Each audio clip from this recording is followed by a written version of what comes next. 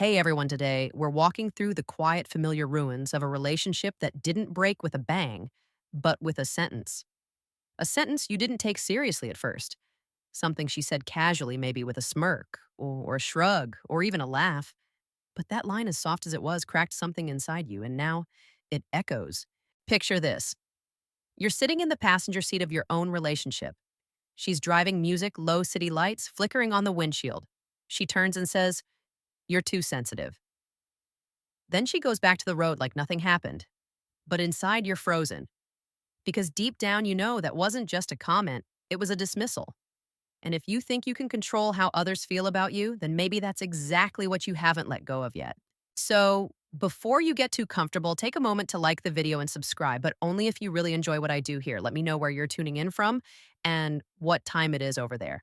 Now, turn off the lights, maybe turn on a fan for some soft background noise, and let's begin today's journey together. Begin. It doesn't sound like a breakup line. It doesn't come with slamming doors or packed suitcases, but it's a red flag disguised as a personality critique. You're too sensitive, that's what she tells you. Not in anger, not as feedback, but as a pattern. And you don't even notice when it starts to take root. At first, it just makes you pause. Then you start editing yourself.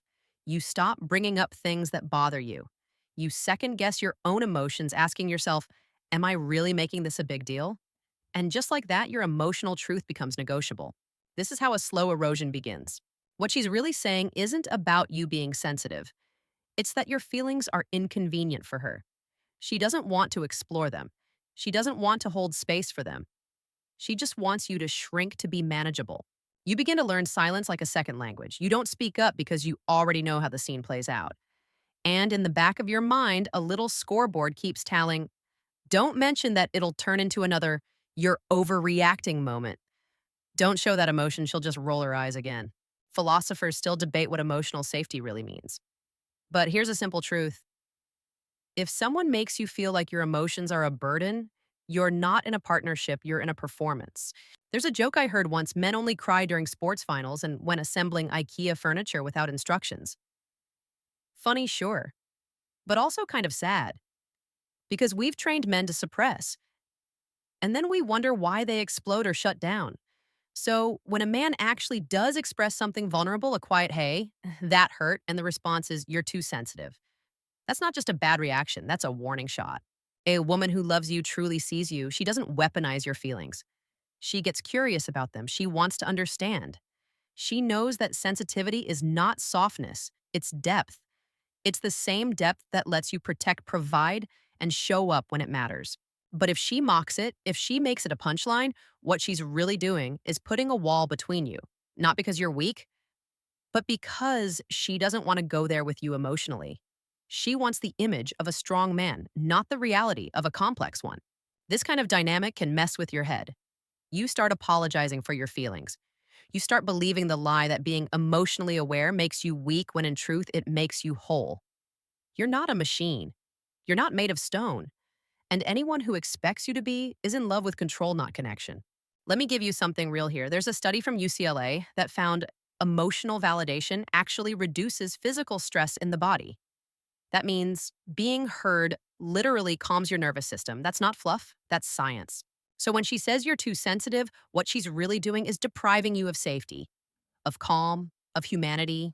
Now imagine a world where a woman hears your truth and says, "Thank you for telling me," where she leans in, not away, where she doesn't shame you for having feelings, she respects you more because you shared them.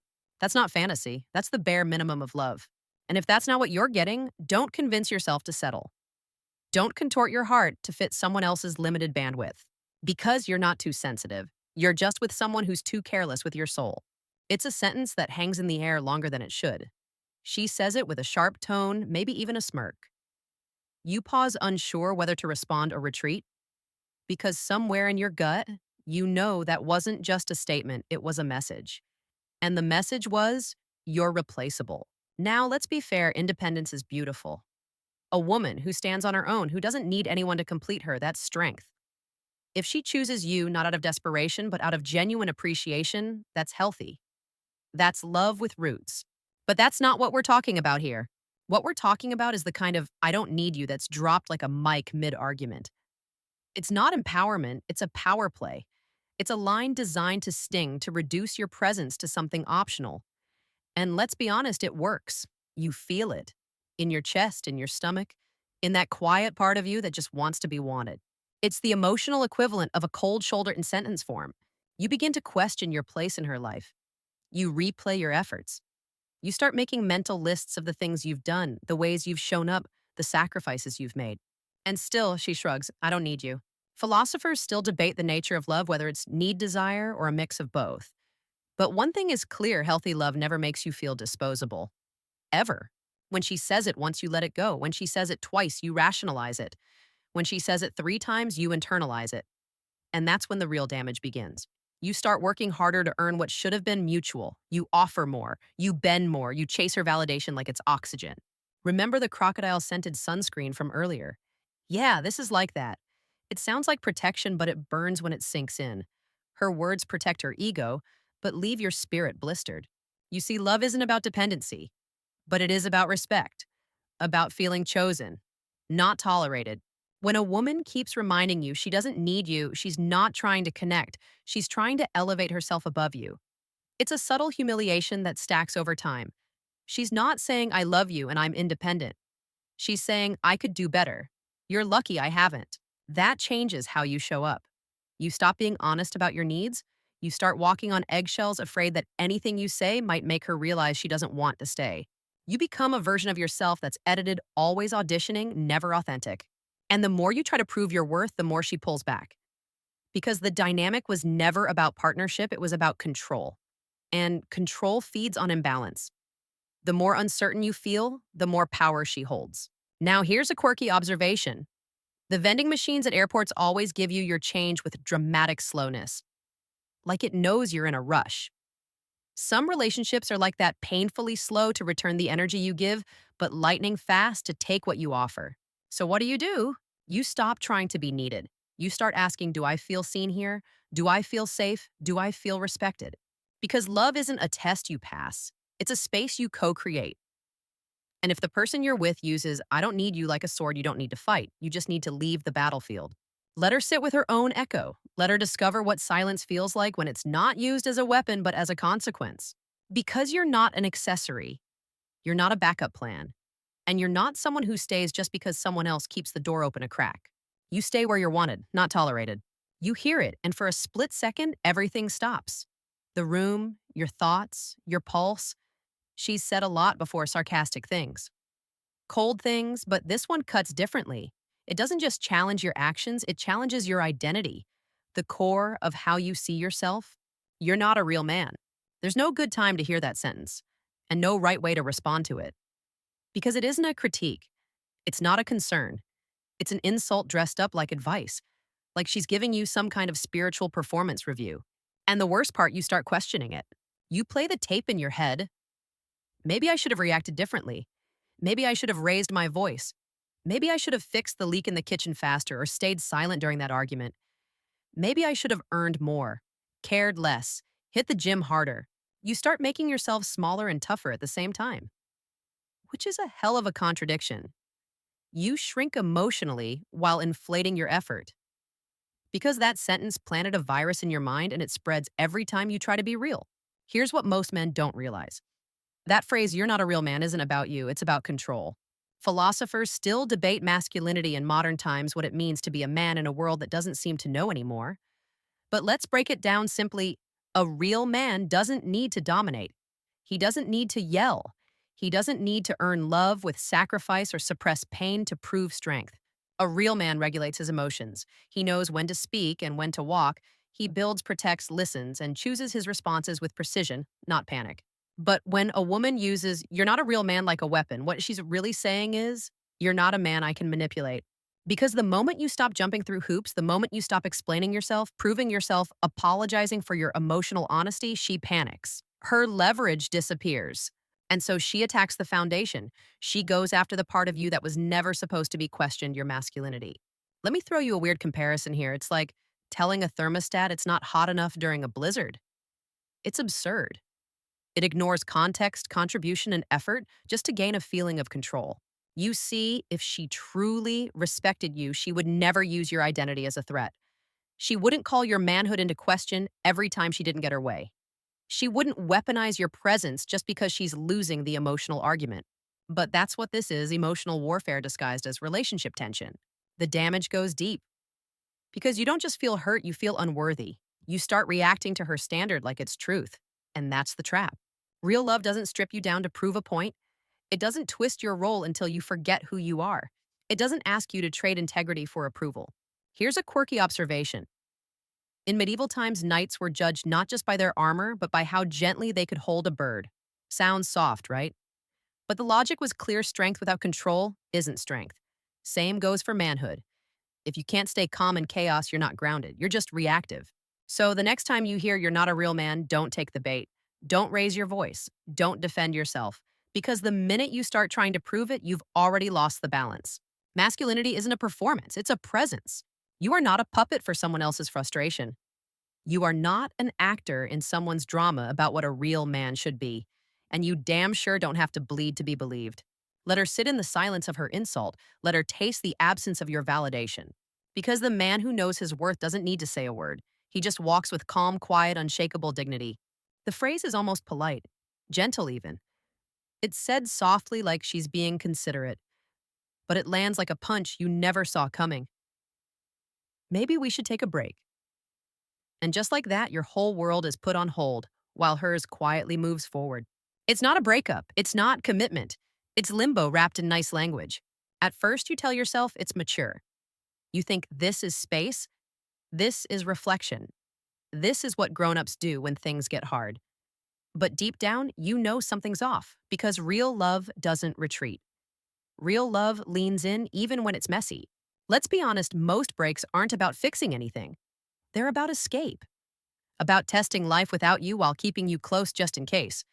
Just in case the world out there doesn't feel as exciting as it looked from the inside. Just in case someone better doesn't show up. Just in case she wants to walk back in later and find you still waiting. Philosophers still debate free will in relationships. Whether we're making conscious decisions or reacting to fear, insecurity impulse.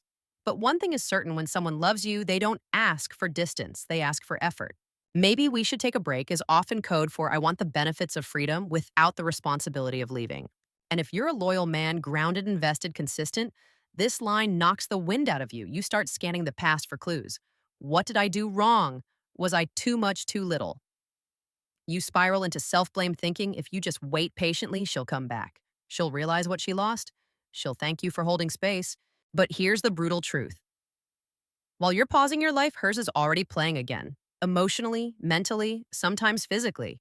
She gets to explore. She gets to breathe. She gets to live in the freedom of singlehood without the burden of closure. You get to wait. You get to check your phone. You get to wonder what went wrong while still holding on to the hope that maybe this is temporary. Quirky observation. You ever notice how people say, let's take a break, but never say what the rules are? It's vague by design, because clarity ends the power. And vagueness keeps the leash just long enough to wander, but not far enough to detach. Here's what people who actually want to fix things do. They talk, they sit in the discomfort, they take accountability, they fight for the relationship, not from it. But someone asking for a break isn't asking to fix. They're asking for permission to exit without guilt. So what do? You stop waiting. You stop checking your phone. You stop putting your value on pause while someone else auditions other futures. You say, no, we don't need a break. We need honesty. And if you're unsure, then we're done. Because you are not a halfway option. You are not a maybe. You are not an emotional insurance policy. Let her take the break. Let her discover what absence feels like, not just distance. Because the man who truly values himself doesn't sit in the waiting room of someone else's indecision. He closes the door gently and walks towards something better. It starts off sounding playful. Maybe she says it with a grin, teasing you like it's a joke. You're lucky I'm with you. But then she says it again during a disagreement. And again when you set a boundary. And again when you try to express a need. By the fifth time, it's not a joke anymore. It's a threat wrapped in sugar. What she's really saying is, I'm out of your league. You should be grateful I stayed. Don't forget who's doing who the favor here. You begin to feel it. Not immediately, but over time. A slow erosion of your self-worth. You start adjusting yourself not to be loved, but to deserve the love you're already supposed to have. You start trying harder to prove that you're worth staying for. Let's stop and be clear: gratitude in a relationship. That's beautiful. Mutual respect for each other's presence, that's powerful, but superiority masked as generosity, that's manipulation. This isn't about mutual appreciation. This is about keeping you slightly insecure, just enough to make sure you never feel comfortable, just enough to make you think, if I slip up, she might leave. If I don't keep improving, I might lose her. That's not love, that's leverage. Here's the academic term for it: emotional hierarchy framing. It's when one partner positions themselves as the prize, the judge, the gatekeeper, and the other is stuck trying to earn what should already be shared. It's not equal, it's not safe, it's not sustainable. Think of it like this: you're in a house where one person holds the keys and you're just renting emotional space. Every time you raise your voice, every time you disagree, every time you remind her that you're human and not perfect, she dangles that phrase again: you're lucky I'm still here. But that's not how real love works. Love isn't earned by submission. It's not maintained through fear. It's not something you should have to deserve every single day just to keep. Here's a quirky one. In certain parts of Europe, there are public benches angled at exactly 11 degrees forward so people can't sit too long. That's what this kind of relationship feels like, always pushing you forward, never letting you rest, never allowing you to just be enough. And that's the real crime here. She doesn't celebrate who you are, she tolerates it. Barely. And every time she reminds you that you're lucky, she's reinforcing a lie, that you're beneath her, that you should thank her for accepting you. But no man should have to thank someone for staying. That's not love, that's hostage level self esteem conditioning. So, what do? You stop playing the role, you stop trying to earn your spot. You start asking yourself the question that too many men forget to ask: do I even feel seen here, or am I just filling space in someone else's fantasy of superiority? And then you leave. Not because you're bitter, not because you're broken, but because you remember something important. You are not lucky to be with someone who treats you like you're second class. She is not doing you a favor by staying. Love is a shared gift, not a performance review. So the next time you hear you're lucky I'm with you, take a breath and then take your exit. Because you weren't born to beg for love. You were born to build it with someone who sees you as an equal, not a project. Let's slow this down now. You've heard a lot today, not just words, but reflections. Maybe even some echoes of things you've been pretending not to hear. The soft insults, the veiled jabs, the phrases that looked harmless but hit you in places you didn't know were bruised. And now you're left sitting in the quiet with one question hanging in the air. Why did I let that slide? You're not crazy, you're not weak, you're not too emotional or too much. You were just hoping it was love. Hoping the words didn't mean what they sounded like, hoping things would change. But you're waking up now and it's not anger that rises. It's clarity. Clarity about who you are, what you feel, and what you will no longer accept. You've been taught to endure, to tolerate, to explain things away. But that version of you, the one who swallows pain and calls it patience, doesn't have to be the one who walks into tomorrow. You can choose something different, not louder, not harsher, just clearer. Because love shouldn't confuse you. It shouldn't make you feel small. It shouldn't be a guessing game of whether you're good enough to be chosen. So here's your gentle reminder in case no one's told you lately. You are already enough. You are not a backup plan. You are not a test subject. You are not a man who needs to beg to be kept. You are allowed to walk away from anything that treats your worth like a bargaining chip. And when you do, you don't walk out of bitterness. You don't walk to teach her a lesson. You walk because your peace has become more important than her presence. That's not weakness, that's strength. That's maturity. That's you choosing yourself finally. So go ahead, turn off the lights, sit in the stillness, let everything settle, and ask yourself quietly, what version of me am I ready to stop abandoning? End of script. Have a beautiful day.